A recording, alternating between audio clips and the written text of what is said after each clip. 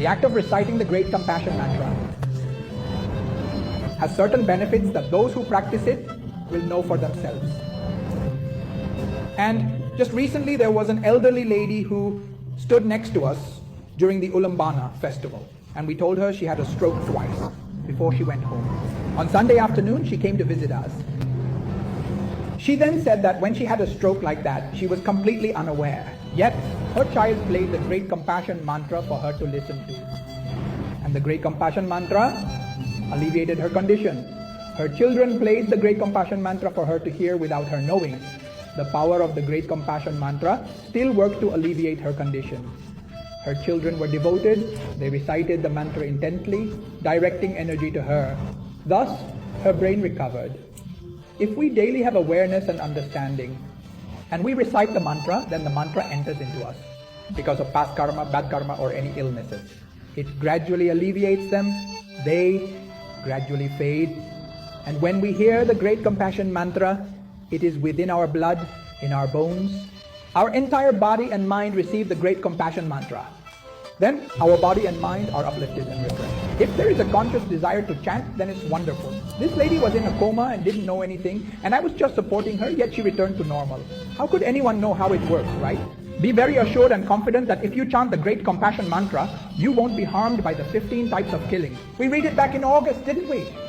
Bodhisattva Avalokiteshvara freely addressed the Buddha saying, O world-honored one, if the heavenly beings and humans recite and uphold the Great Compassion Mantra, they will attain 15 types of virtuous births. Virtuous births mean being born in auspicious places. If people in the human realm or celestial beings in the heavenly realm can memorize and diligently uphold, recite this Dharani Sutra, they will gain 15 benefits.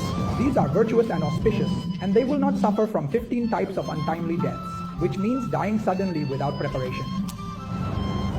This is referred to as an unexpected death or a sudden demise. Stroke death, death by car accident, death by snake bite. Death by a bullet passing through, death by being poisoned by someone. He drank poison, but the teacher was told in Da Nang that only the Great Compassion Mantra practitioner could drink it all out.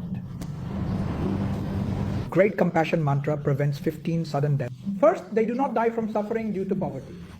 Some people die from suffering due to poverty reading grass. Second, they do not die from imprisonment or beatings. Third, they do not die from enemies or adversaries. Their children can harm them to death very quickly.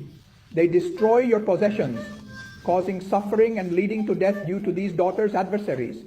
They survive the ravages of war, attacks by vicious beasts, snake bites, or scorpion stings, drowning, or being burned by fire, consuming poison, effects of black magic, madness, or loss of reason.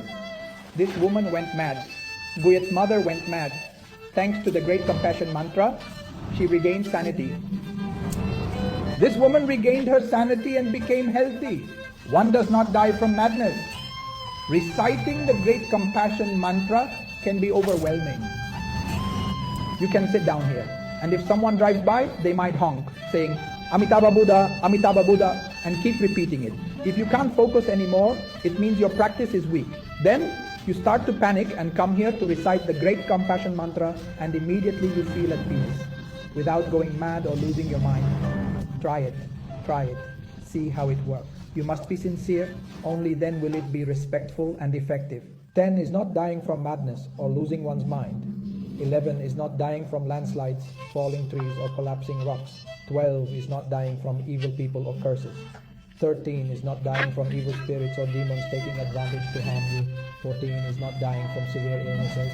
15 is not dying from suicide. In this case of suicide, it's very serious.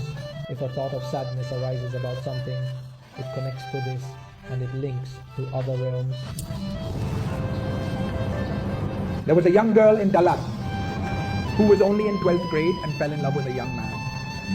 She asked her mother to give 50 million VND so that the young man could open a place to do electronics work. Her mother said, my dear, nothing has happened yet, you're not even married, and you're still in school, so why are you asking me to give 50 million VND? I don't believe it. Mom, do you trust me? I trust you. I trust you, and you trust him. Why don't you trust me? Young people are good at reasoning. She didn't give it, and he went in the militia. Some people have already died there. In the end, he hanged himself. That's how it is everywhere. the teacher from Saigon taught how to untie the knots of fame. When asked about the idea of suicide, he suggested practicing compassion for just 5 hours a day. Only 5 hours. Here is secret. In life, you face obstacles, things that cause you distress, leading to thoughts of suicide. Just a phone call in a moment of despair won't necessarily lead to such an outcome, but practice great compassion. Using great compassion with little effort can yield high results. Those are the two places because they save us from dire situations now. Sadness can lead to death, but with great compassion, people naturally become excited.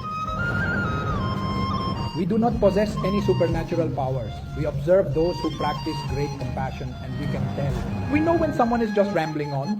Then when they talk, it doesn't have any flavor of liberation. It's very strange. If you recite the Buddha's name, you can reach a good realm. But do not abandon compassion.